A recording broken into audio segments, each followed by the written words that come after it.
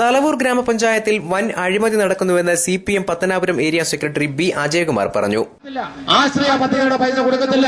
പൈസ ഗവൺമെന്റ് അനുവദിച്ചു. ഫണ്ട് ലാപ്സാക്കാൻ വേണ്ടി പഞ്ചായത്ത് കമ്മിറ്റി വിളിച്ചു. ഫണ്ട് ചെലവഴിക്കാൻ വേണ്ടി. അപ്പോഴാണ് പഞ്ചായത്ത് പ്രസിഡന്റ് പറയുന്നത്, ഞാൻ കേട്ടത് പഞ്ചായത്ത് പ്രസിഡന്റ് പറയാൻ ഞാൻ അറിഞ്ഞില്ല കമ്മിറ്റി വിളിച്ചത്. പഞ്ചായത്ത് പ്രസിഡന്റ് അറിയാതെ കമ്മിറ്റി വിളിക്കൂ. ഇവിടെ അത് നടന്നു. ആരാ കമ്മിറ്റി വിളിച്ചത്? പഞ്ചായത്തിന്റെ വൈസ് പ്രസിഡന്റോ പഞ്ചായത്ത് മെമ്പർമാരാണ് കമ്മിറ്റി വിളിച്ചു. LDF നേതൃത്വത്തിൽ ഗ്രാമപഞ്ചായത്ത് ഓഫീസിലേക്ക് നടത്തിയ മാർച്ചും ധർണയും ഉദ്ഘാടനം ചെയ്ത് സംസാരിക്കുകയായിരുന്നു അദ്ദേഹം. തൊഴിലുറപ്പ് പദ്ധതിയിലെ അഴിമതി വിജിലൻസ് അന്വേഷിക്കണമെന്ന് B. അജയകുമാർ ആവശ്യപ്പെട്ടു. CPI Thalavoor local committee secretary Muraleedharan Pillai അധ്യക്ഷനായി. 15,000 രൂപയാണ് ഈ ജീപ്പ് ഒരു മാസം ഓടുന്നത്. എന്തിനു വേണ്ടിയാ ഓടുന്നത്? ഈ നാട്ടിൽ കുടിവെള്ള പദ്ധതി കൊണ്ടുവരാൻ വേണ്ടി ഓടിയതാണോ?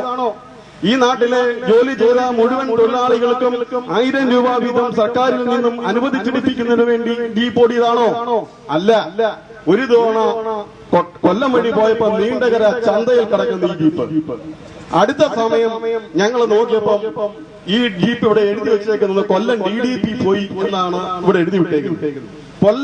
കോട്ടയം ചിങ്ങവനത്തിൽ നിന്ന് സുഹൃത്ത് വിളിച്ചു പറഞ്ഞു, അവിടുത്തെ ബാറിന്റെ മുമ്പിൽ ഈ ജീപ്പ് കിടക്കുന്നുണ്ടല്ലോ എന്ന് പറഞ്ഞു.